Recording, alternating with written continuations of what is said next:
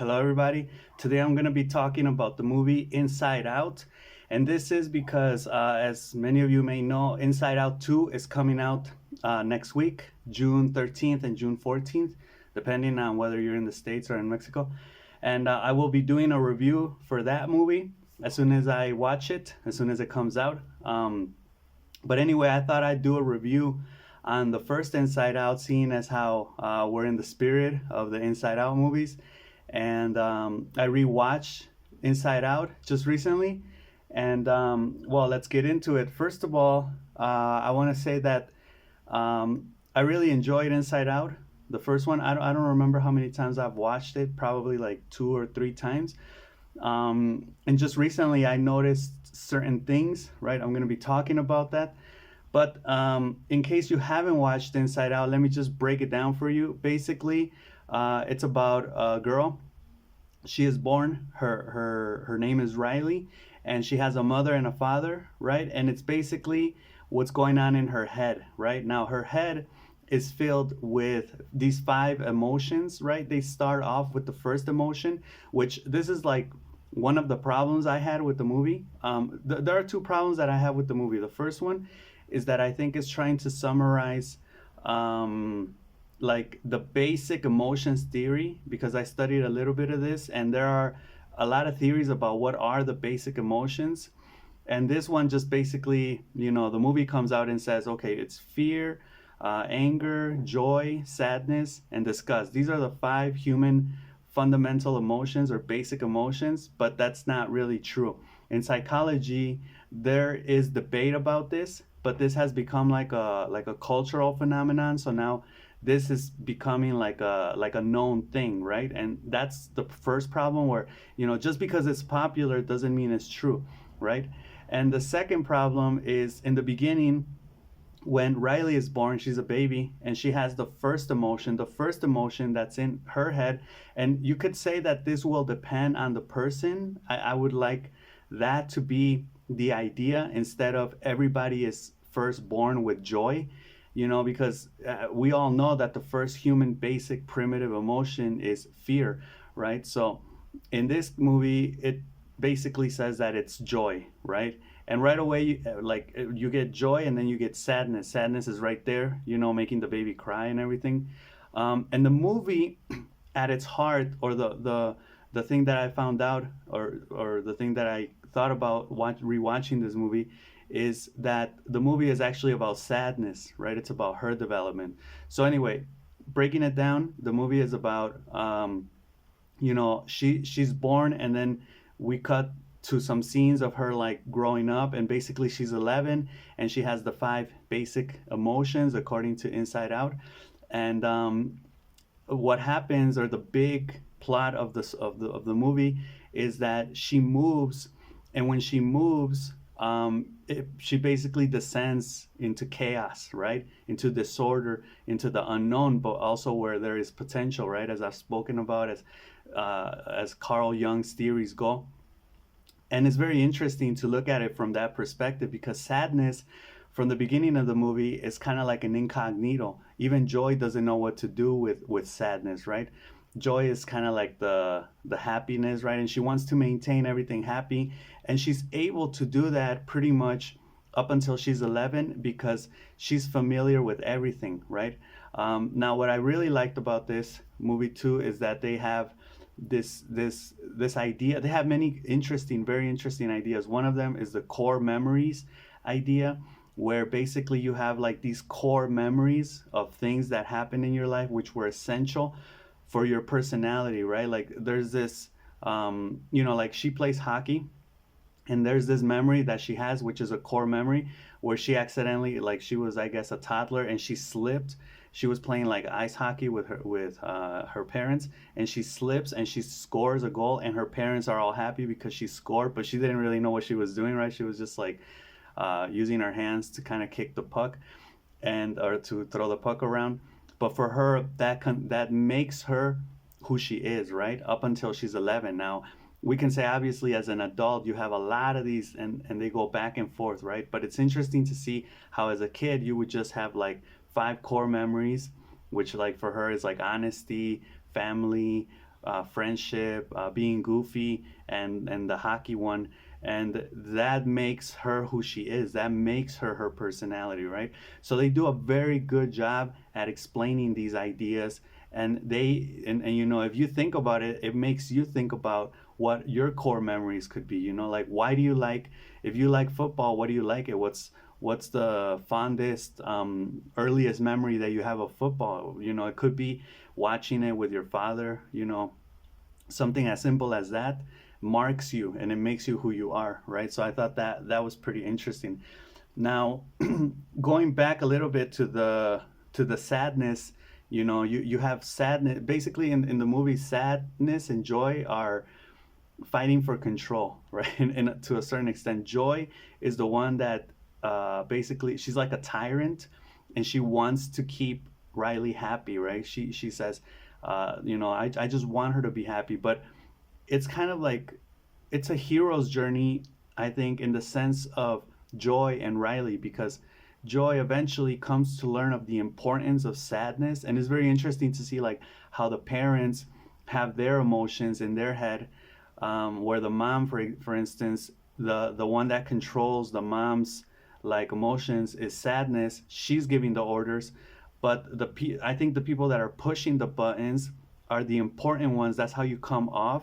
And the person that's pushing the buttons in the mom's mind is happiness, right? So this movie makes you think about the importance of happiness. Now, I don't want to get into this idea because I feel like nowadays it's like cool to be sad, right? And I'm not talking about that. I'm talking about like seriously using sadness, because I think, the idea of sadness ultimately is to get people to help you, because there's this core memory, where I guess Riley was very happy because her team was cheering her on, and her parents were there too, right? And she was happy. But just before that, something sad had happened. I think she had lost, excuse me, the competition or something like that. And then, you know, this idea of like the utility of sadness, how expressing sadness can ultimately get you to get help from people, right? And you know, this is perfect because, at the end of the movie, this is when joy and sadness actually combine. And the core there's the first core memory after the other core memories are kind of just like all over the place, is a combination of sadness and joy, right? Which is like she's able to talk about how she felt, because in the movie what she ends up doing is like she's confused about what she's doing, what she's feeling. She ends up not feeling anything for a moment. And then, she plans, because of fury she and anger, she plans on going back, right, to Minnesota, because they moved from Minnesota to San Francisco. So she plans on going back to Minnesota. She runs away. She worries her parents. She knows it's not the right thing to do, right? And then, she makes the decision to come back thanks to sadness. Now the emotions in her head go through this journey where basically sadness and joy get thrown out of the headquarters that they're in, where these five emotions are operating. And, that gets very interesting because we actually get to see where the rest of the memories are, which is like in the long-term access. We get a little taste of like the subconscious and the fears that live there. We get a taste of, like the pit, which for me is like the unconscious. And they say that the memories that are thrown there, they you know, they vanish because they're forgotten. But I don't think they're forgotten. And according to Carl Jung's theory, this would be part, or the beginning of the collective unconscious, right? Which is like all of the connections. Now you could say, well, they do disappear, they're forgotten, and they disappear because they're your personal experiences.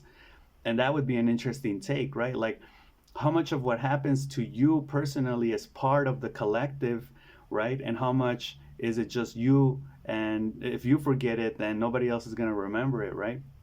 Because we have to remember that the collective unconscious is like this bridge among all of us that connects all of us, right? Ultimately.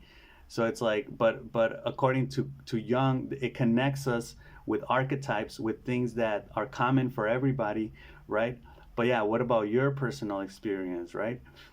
Which you think, well, my personal experience, many people have had that experience as well. So, it connects through there. I don't know. It would be interesting to do that. So ultimately, the movie is about the importance of sadness and facing and managing the unknown. And it makes sense that she would go through this around the age of 11, 12, which is like the beginning of puberty, right? Which, again, according to Damien in Herman Hesse's book, is when you're confronted with the unknown, right? With sadness. It's like nobody wants to feel sad, right? Because all the other emotions, I guess, are kind of like less intense, like anger is like, it's intense, but it's short lived. Disgust is just kind of like whatever. Fear, has to be there to protect you and for survival. Joy is there, right? But sadness is like, joy doesn't really know what to do with sadness, right? That was kind of interesting. So yeah, Riley moves, and we have to take into consideration that when a person moves, changes jobs, gets with someone, or breaks up with someone, right? All of these experiences are traumatic, right? They change you, they transform you, and you need to adapt to those changes, right? But while you're adapting, that readjusting, right, is what's difficult, is what's complicated, it's what's emotional, right? So yeah, Riley is exposed on many fronts. She's exposed to the unknown on many fronts. She doesn't know how to feel, and then eventually all the emotions just shut down. Right now, this happens when she's at school, and then in San Francisco after moving there from Minnesota, and she gets asked, like how her life was in Minnesota or something like that by the teacher, and she just starts kind of reminiscing like, oh yeah, we would go out on the lake and all this stuff, and she gets kind of sad because now she's not living that anymore, so she cries, and after she cries she just kind of shuts down, right? And that's when joy and sadness get taken out of the head of the central headquarters, and from there on she just basically expresses disgust, fear, and anger, which are the ones that stay in the headquarters. And but then eventually there comes a point where after Fury puts in an idea of escaping basically, or running away from home to get back to Minnesota, they put that idea he puts that idea in there, and it gets locked in there. Basically she just dies emotionally, right? Like she doesn't feel any more emotions. And for me, that's a question, right? It's like my question would be like, could that be indifference, right? Like just not caring. um but you could say that, because I already spoiled kind of myself in Inside Out 2. There's going to be an emotion which is boredom, tedium, or something like that. They're using weird names to name the emotions in Inside Out 2. But I guess that type of boredom, which is like indifference or whatever, differs from like completely shutting down, right? Like emotionally. And I guess that's bad. I mean, we can even say that's like super traumatic. And ultimately, sadness is the emotion that's going to get you to open up and get others to help you, right? That's the utility of sadness. That's what I got from rewatching the movie right now.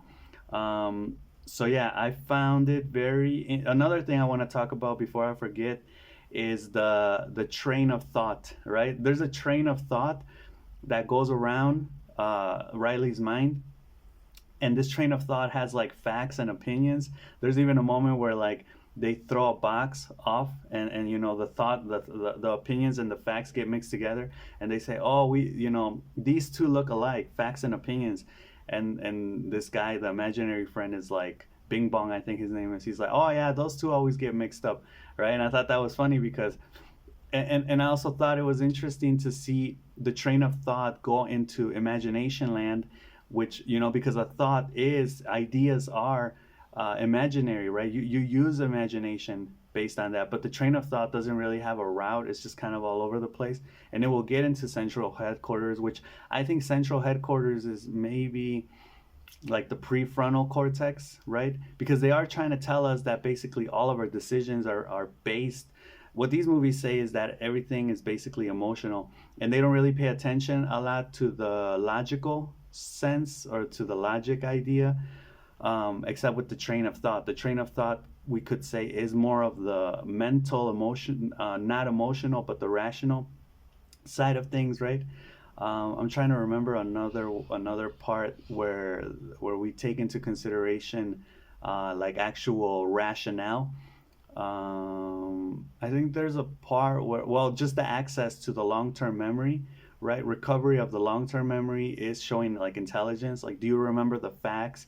Do you remember the ideas for the test, right, or whatever? There's even a part where on Riley's first day of school, Joy says, "Oh, it's the train of thought. Like, collect the thoughts, right?"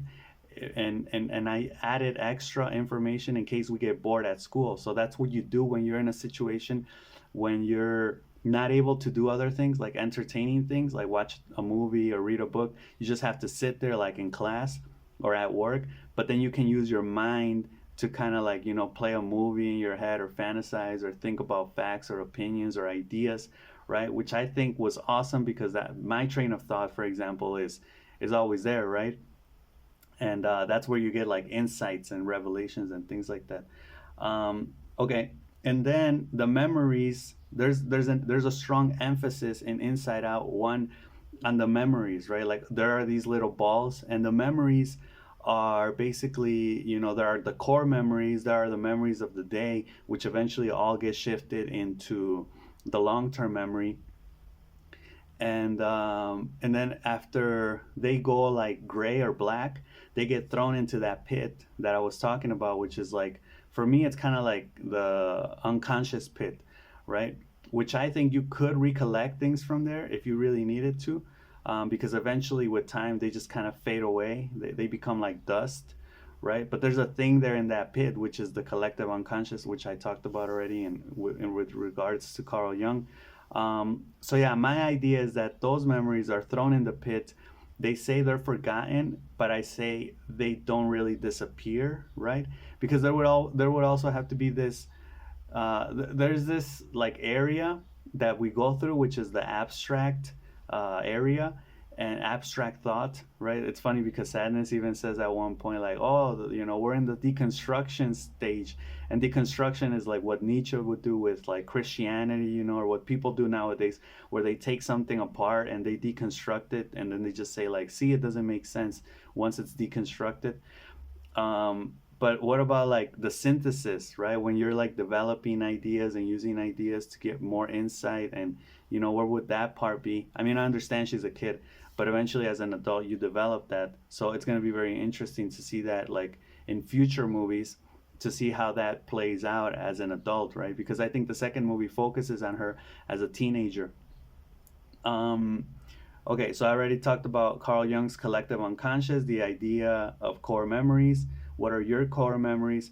Yeah, so I'm just gonna finish this video by saying, basically at the end, the idea is that sadness, which I already talked about, sadness helps you to get help, right? And we could talk about, we could say all of the emotions are important, but this movie emphasizes sadness because sadness from the beginning is kind of like set to the side, like we don't want to feel sad, but you do need to feel sad because first you need to, let out your emotions, and second of all, you need people to help you.